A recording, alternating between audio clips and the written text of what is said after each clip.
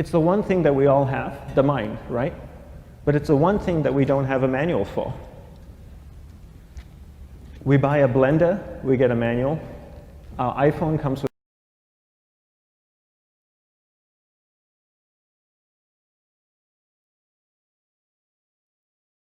with a manual. We get a car and it has a manual.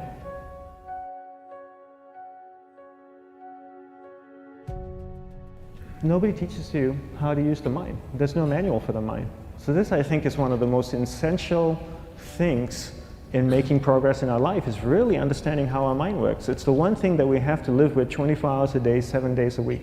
We have no choice. Imagine if most of you slept 8 hours a day, which most of you don't. You slept and you were awake 16 hours a day. In the 16 hours you practice your awareness just randomly moving from one thing to another, to another, to another, all day practice being distracted. What would you be good at after 6 months? You did the 16 hours a day, you just allow your awareness to jump from one thing to another, to another. I'll tweet right now, I'll switch to text messaging, then I'll go to email, oh, my phone's ringing, so I'll answer the phone, and then somebody's speaking to me, so I'll have 2 conversations at one time. And I'll just do this 16 hours a day, 7 days a week. So you get it being good at distracted. After 1 year, you're an expert at being distracted. After a year and a half, they'll invite you to give keynote talks on being distracted. You're so good, you practice 16 hours a day. So the same works for the opposite. If you practice being concentrated 16 hours a day, what would you become good at? You become good at concentrating. And all it takes is practice. By just doing one thing at a time. Keeping your awareness on one thing at a time. And you integrate this into everything that you do in your life. So the best way to do it is pick a few opportunities in your everyday life. For example, we all speak with people. When I speak with somebody, I give them my undivided attention. I keep my awareness on them, and the conversation is really brief. Why? Because we're concentrated. We're not being distracted. A 10-minute conversation normally just takes 3 minutes because you're just so focused. I define concentration as the ability to keep that awareness on one thing for a prolonged period of time. So if I can keep my awareness on Eric and not drift away and think about the wedding, or drift away and think about the vacation, or what I'm going to do later, then I'm concentrating on Eric. Every time it drifts away, I bring it back. And the more I practice this, the more I practice concentration. So concentration is the ability to keep your awareness on one thing for a prolonged period of time. And that's a very simple definition of concentration. How do you get better at concentration? You practice this. You practice this 24 hours a day, 7 days a week. And it's the only way to get good at it. And what's the best way to practice it? The best way to practice it is to integrate it into everything that you do in your life. Not to meditate 10 minutes in the morning. It doesn't work. You really need to look at your life the same way a sprinter in the Olympics looks at his life.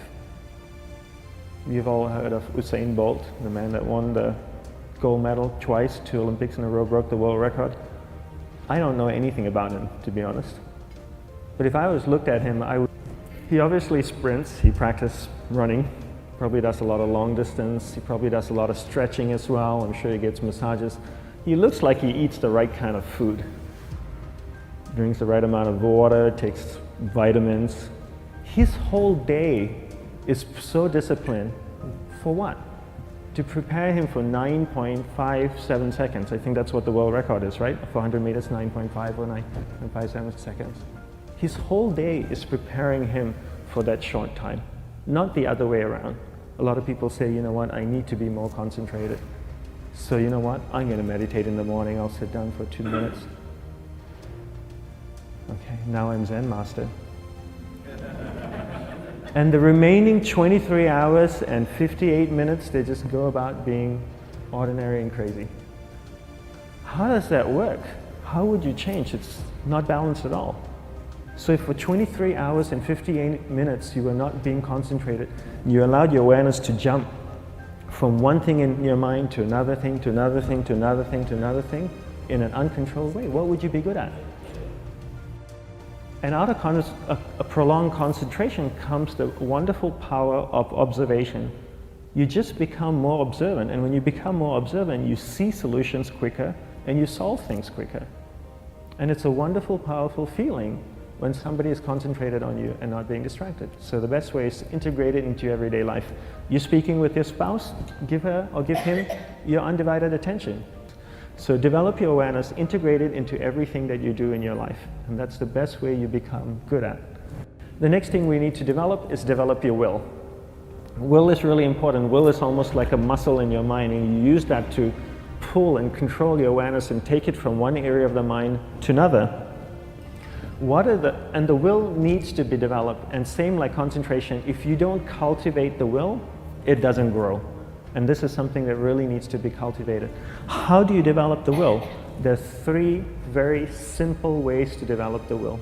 One is you finish what you begin. 2 is you finish it well beyond your expectation, no matter how long it takes. 3 is you do a little bit more than you think you can do. All of those things require effort, and effort is will. It's so much easier to start a project than to finish a project, right? When you start a project, you're feeling creative, you're feeling inspired, you're full of energy.